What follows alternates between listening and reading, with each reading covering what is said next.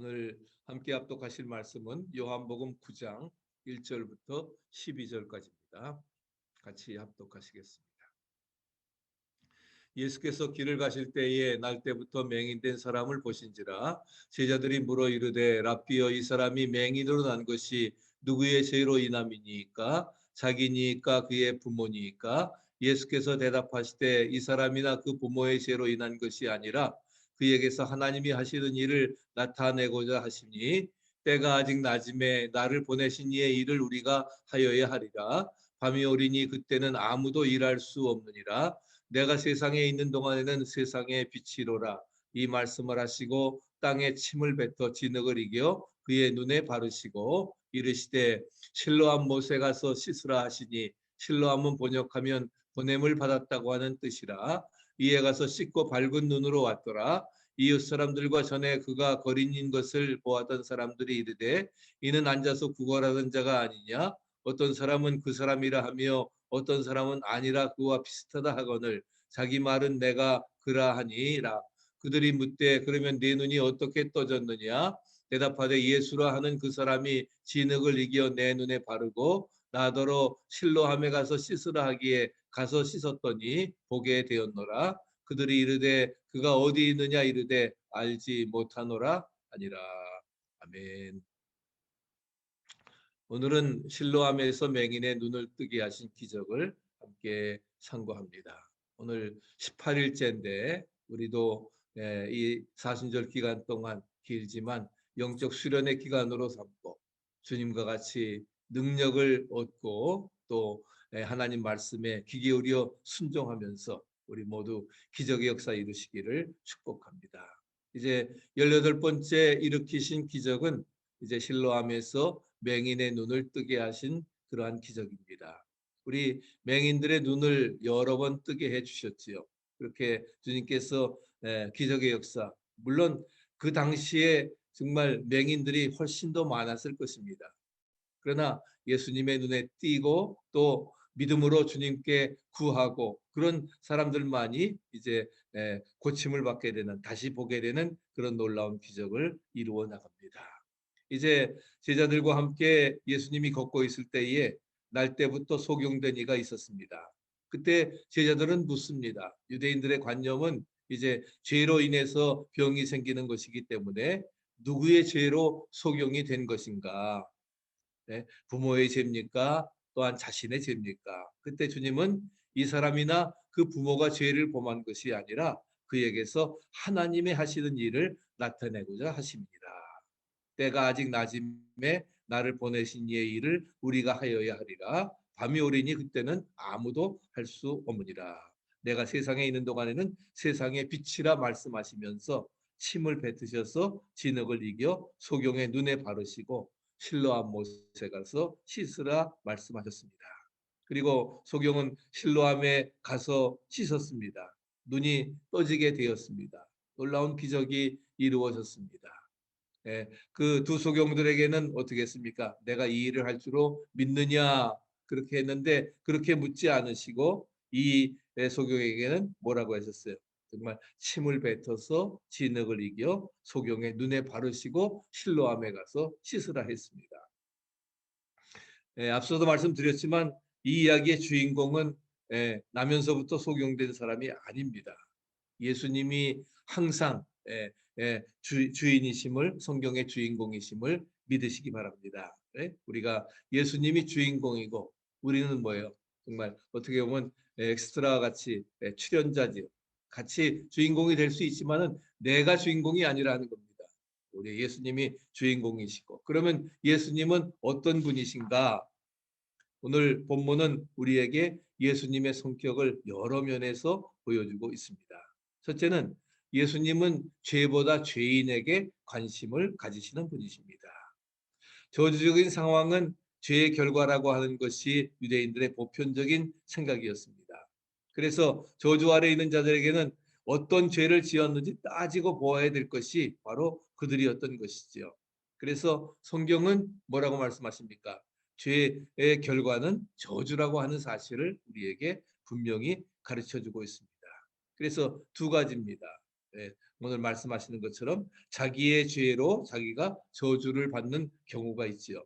그래서 자기의 저주는 자기의 죄값인 경우가 있다 하는 것입니다. 그래서 신명기 28장 22절에도 여호와께서 폐병과 열병과 성한과 학질과 한재와 풍재와 썩는 재앙으로 너를 치시리니 이 재앙들이 너를 따라서 너를 진멸케 할 것이라. 바로 자기들의 죄로 인해서 저주를 받게 된다 하는 것입니다.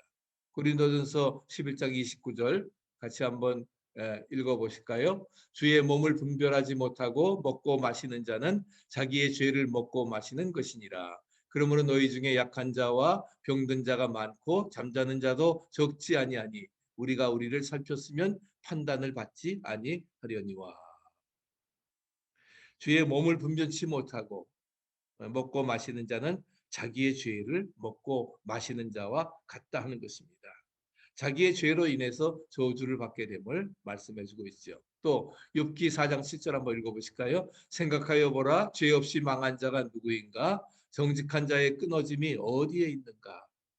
다 죄로 인해서 이런 인과응보라고 하는 것입니다. 그것을 말씀을 하고 있는 것이지요.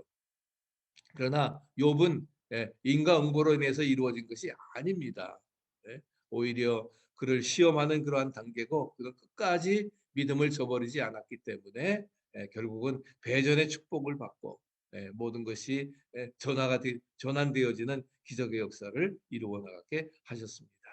그래서 이런 모든 말씀들은 저주스러운 환경은 모두가 뭐예요? 다 죄값이라 하는 겁니다. 자기의 죄로 인해서 저주를 받는 경우를 말합니다. 두 번째는 부모의 죄로 억울하게 저주를 받는 경우가 있습니다.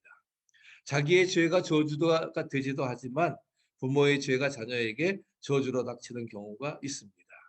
하만이 잘못함으로 인해서 하만의 10명의 아들이 전부 다 죽임을 당하게 되죠. 불임절 역사가 이루어집니다. 그래서 10계명에서도 출애굽기 20장에 말씀을 하고 있는데 같이 한번 읽어보시죠. 나 내 하나님 여호와는 질투하는 하나님인즉 나를 미워하는 자의 죄를 갚되 아버지로부터 아들에게로 3, 4대까지 이르게 하거니와 나를 사랑하고 내 계명을 지키는 자에게는 1000대까지 은혜를 베푸느니라.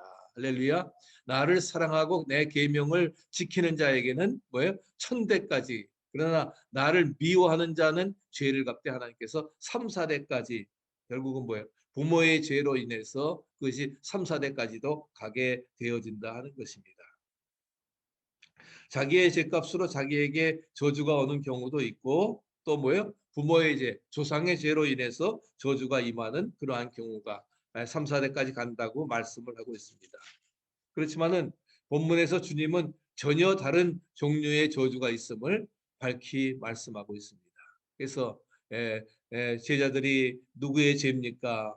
부모의 죄입니까? 자신의 죄입니까? 물었을 때에 주님은 뭐라고 말씀하셨어요?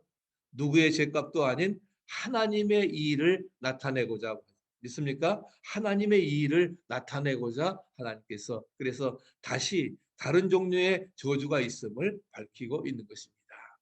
이 어려운 환경을 주시는 것은 내 죄도 아니고 부모의 죄도 아니라 바로 뭐예요? 이 일을 통해서 내가 잘 감당해 나가면 하나님의 영광을 드러내기 위해서 할렐루야 우리가 그런 마음을 가지고 모든 어려움 속에 임하시기를 바랍니다. 그럴 때에 하나님께서 기적의 역사를 이루어 나가는 거예요. 우리 우건사님 참 잠잠 못 잤으니까 그래서 내가 못 나간다 그런 게 아니라 불사하고 나올 때에 하나님께서 그 어려움 속에서도 뭐야 정말 기적을 베풀어 주셨어. 이제 넉넉히 그러나 제가 보기에는 당장 그것이 뭐예요? 어떻게 보면 당장 내일 그렇다고 해서 고쳐주는 것이 아닐 거라는 거예요. 뭐 거의 30일 더 갈지도 모릅니다. 그러나 낙심하지 마시고 믿음으로 우리가 이 일을 통해서 뭐요? 하나님의 일을 나타내시고 내가 끝까지 인내하고 믿음으로 그래도 뭐요? 불사하고 나가게 되면 하나님 제일치로 나가면 하나님께서 기적의 역사로 이루어 주시리라 믿습니다. 제자들이나 세상 사람들은 누가 죄인이냐 자신이냐 부모냐 신경을 곤두세우고 있었지만 주님은 죄에 관심을 두지 아니하시고 소경 맹인 그 자체에 관심을 두시고 그를 고쳐 주셨던 것입니다. 예수님은 죄는 미워하셨지만 죄인은 사랑하셨습니다. 믿습니까? 병은 미워하셨지만 병자는 사랑하셨습니다. 마귀는 미워하셨지만 마귀 들린 사람은 사랑하셨던 것을 우리는 기억할 수가 있습니다. 그래서 예수님은 뭐라고 말씀하세요? 낮에 일을 하시는 분이십니다. 밤은 우리가 꼼꼼해지면 일할 수가 없습니다. 예수님은 때가 낮음에 일하신다 말씀하십니다. 지금은 낮입니다. 지금은 일할 때입니다. 그러나 누구에게 일할 수 없는 밤이 오게 되어 있습니다. 언젠가는 밤이 온다 하는 거죠. 우리 밤이 오기 전에 힘써서 우리가 일해야 되리라 믿습니다. 그래서 살아가다 보면은 건강의 밤이 올 때가 있습니다. 그래서 건강적으로 낮을 때 우리가 일해야 된다 하는 거예요. 나이가 들어가게 되면은 어떻게 정말 밤이 오는 것이지요. 그래서 일하려고 해도 일할 수가 없습니다. 그래서 리타이어 하는 것인데 일할 수 있는 나이에 다시 다가기 전에 우리가 일을 해야 되는 것입니다. 때로는 우리에게 물질의 밤도 있습니다. 물질이 있을 때 일해야지 물질을 다 잃어버려다니면 일할 수가 없다는 것입니다. 또 시대의 밤도 있습니다. 시기적으로 밤이 있다는 것입니다. 정말 이때는 뭐예요? 은혜 받을 만한 때요, 구원의 날이라. 이때가 낮인데 이제 조금 지나면은 뭐예요? 밤이 온다 하는 것입니다. 우리가 6.25 때 공산군이 쳐들어올 때에도 뭐 예고하고 쳐들어왔습니까? 전혀 주일날 새벽에 정말 모든 사람들이 편안하고 그저 쉬고 아니하고 있을 때에 그럴 때에 쳐들어오는 겁니다. 시대의 밤이 오는 겁니다. 오늘 우리는 정말 마지막 시대를 살아가는 어떻게 보면 시대의 밤과 같은 팬데믹의 어려운 상황이 1년이나 계속되어지는 그러한 시대의 밤입니다. 그래서 예수님께서도 정말 갑자기 언제 오실지 모르는데 예수님 재림하시면은 모든 거 다 끝나는 겁니다. 봄에 우리가 씨를 뿌려야 되는 거죠. 이제 오늘부터 60도 이상, 내일 모레는 70도 가까이 되어지는데 정말 우리가 이때 봄이 되어졌다 하면 우리가 정말 그 씨를 뿌려야지 그냥 놔두고서 여름 지나고 가을에 가서 씨를 뿌려가지고서는 우리가 결실을 거둘 수가 없습니다. 그래서 예수님은 이제 40일 동안 금식기도 하시면서 3년 동안 이제 모든 일을 다 이루셨습니다. 하늘나라 복음 전파하시고 병자들 고치시고 제자들 가르치시고 그래서 다 이루셨던 것입니다. 그래서 낮에는 기도하고 낮에 또 봉사하고 전도하고 전력 투구를 우리가 이 낮 시간에 할 수 있어야 됩니다. 왜? 일할 수 없는 밤이 오기 때문에 그렇다는 것입니다. 그 다음에 예수님은 하나님의 일을 하시는 분이십니다. 각자 자기가 해야 될 일이 있습니다. 다른 일을 해서는 안 된다는 겁니다. 나에게 맡겨진 하나님의 그 일이 있다는 거예요. 그래서 예수님은 누구의 일을 하셨어요? 하나님의 일을 하셨습니다. 우리 빨간 글씨 같이 한번 읽어보실까요? 나를 보내신 이의 일을 우리가 하여야 하리라. 하나님께서 나를 보내주셨는데 실로암 보냄을 받았다 하는 거예요. 네? 세상으로 나를 보내주셨는데 그래서 또 미국에까지 이민 오게 하셨는데 하나님께서 왜 나를 이제 20세기와 21세기를 거쳐 살면서 보내주신 그 목적 하나님의 이유가 무엇일까? 나를 보내신 이의 일을 우리가 하여야 하리라. 우리가 등대교회를 개척하고 섬기면서 또한 사명을 감당케 하신 그 이유가 무엇일까? 우리가 이것을 우리가 특별히 오늘 이번 새벽에 작정하고 기도하는 여러분들은 그것을 분명히 깨닫고 알아야 될 것입니다. 일꾼은 일으킨 이의 일을 해야 된다는 겁니다. 그래서 우리는 뭐예요? 우리는 주님의 일을 해야 됩니다. 주님의 일은 무엇입니까? 영혼 구원이지요. 전도와 선교입니다. 교육과 봉사입니다. 구제와 기도입니다. 교회 섬기는 일이 바로 우리의 일입니다. 지상 명령을 따르는 일입니다. 그래서 우리가 IT 등대교회를 건축하고 또 이제 더 다시 또 건축할 수 있도록 우리가 어떻게 보면 정말 우리 힘닿는 대로 앞으로 매년 우리가 하나씩 정말 할 수 있다는 그런 마음을 가지고 자세를 가지고 우리가 열심히 또 선교 헌금도 하고 정말 물질의 밤이 오기 전에 나에게 주신 축복 우리가 감당해 나갈 수 있는 그런 역사들이 이루어져야 되리라 믿습니다. 우리 등대교회입니다. 아름다운 등대가 있지요. 우리 등대지기 우리 노래도 있는데 어느 등대지기에게 섬에 살고 있는 등대지기에게 기름을 주었습니다.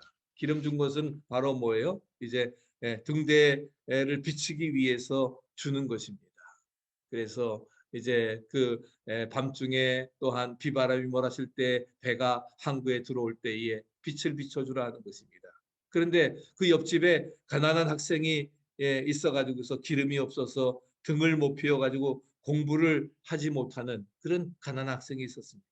그래서 안타깝게 생각해서 등대지기가 기름을 나누어 주었습니다.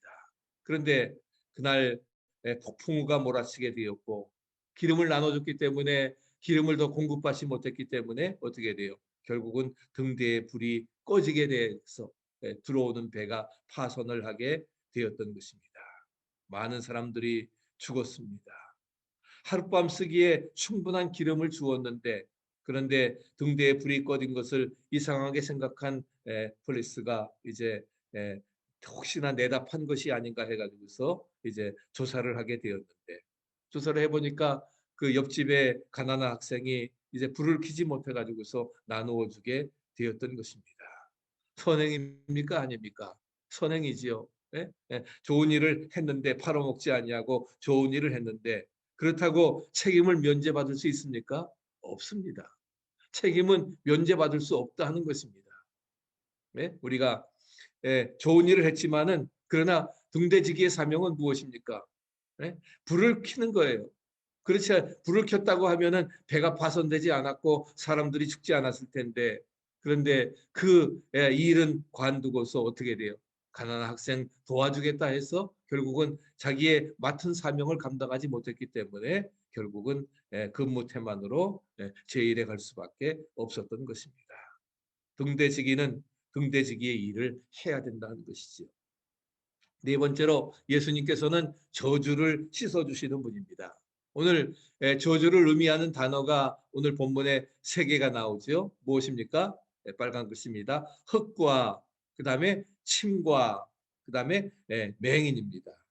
침을 뱉었다고 하는 걸 침 뱉으면서 저주입니다. 흙 저주입니다. 그래서 죄 지은 인간이 이제 흙으로 다시금 돌아가게 되는 겁니다. 그래서 종신토록 마귀가 흙을 먹고 살아야 되는 것처럼 또 소경이 저주라 하는 것입니다.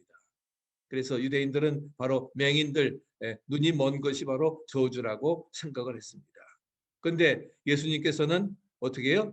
흙을 집으셔서 저주를 잡으셔서 그 다음에 또 침을 저주를 뱉으셔서 그 다음에 맹인대 눈에 바로 저주 위에 발라 주셨습니다. 우리가 좋아하는 저주의 삼겹살이에요. 삼겹살. 그래서 그 저주의 흙을 잡으셔서 그 다음에 침을 뱉으셔서 그 다음에 맹인에게 발라 주셨습니다.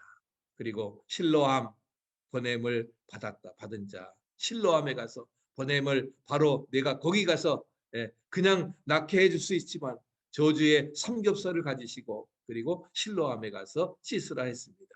그것은 바로 무엇입니까? 보냄을 받은 자라는 것은 예수님이 곧 실로암이라는 거예요. 믿습니까? 예수님에게 가서 저주를 씻으라 하는 겁니다.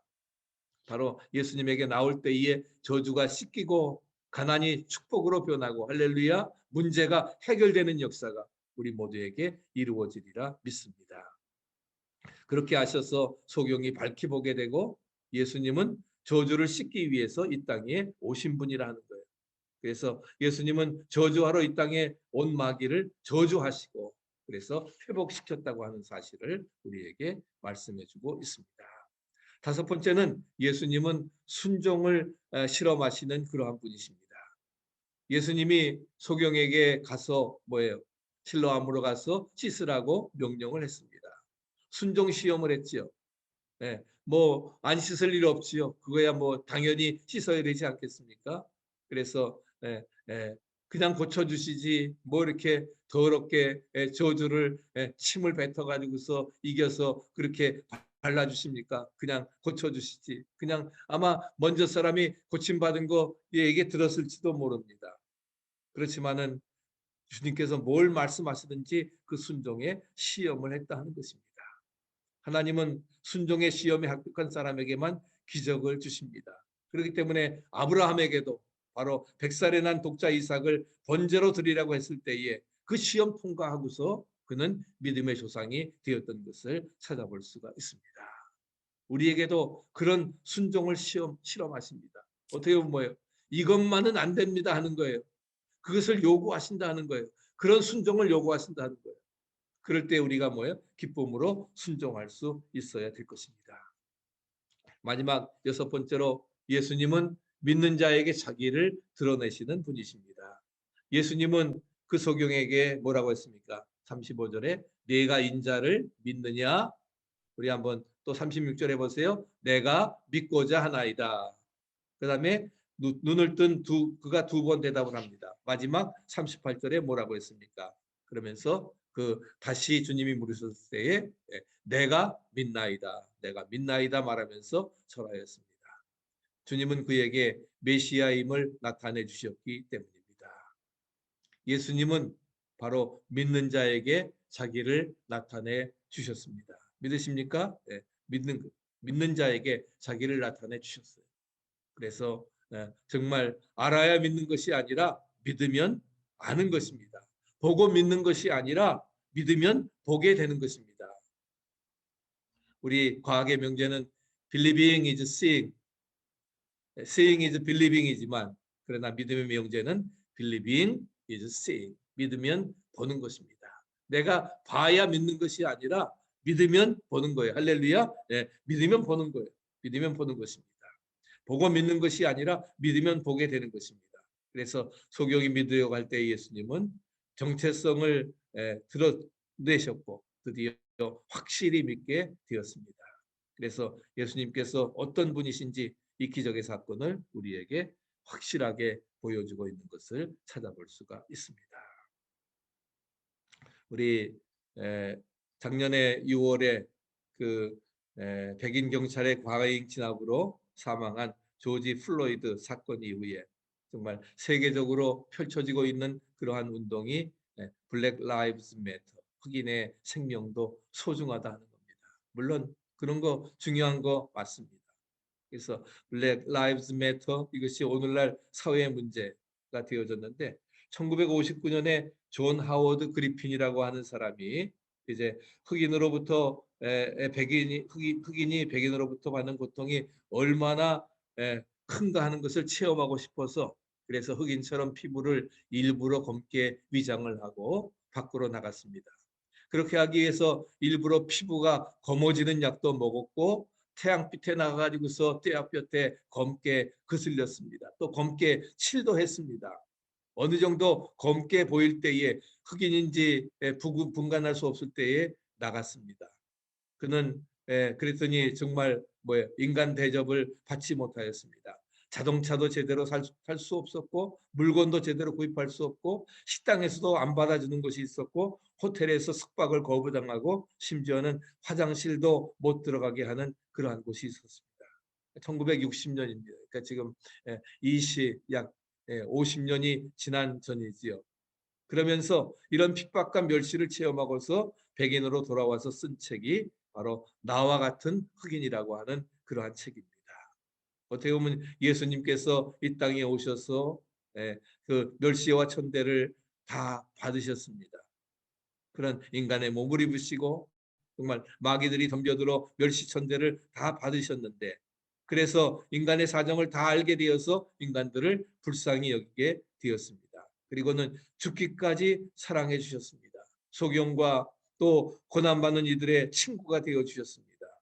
그리고 부활하셔서 정말 우리의 구세주가 되시고 영광을 다시 받게 되셨습니다. 그분이 바로 우리의 주님이십니다. 예수님은 믿는 자에게 자기를 나타내 주십니다. 우리에게도 정말 내가 믿느냐? 내가 믿나이다. 내가 믿고자 하나이다. 네? 믿고자 하나이다 해서는 안 됩니다. 우리는 그런 말을 하는데 그러나 다시 주님이 부르실 때에 믿고자 합니다 하는 것이 아니라 믿습니다. 아멘. 내가 믿나이다. 그 믿음으로 우리가 살아가야 될 것입니다. 이 믿음으로 우리 모두 정말 승리하고 어려운 문제들 해결시켜 나가고 아름다운 역사 이루시기를 간절히 축복합니다.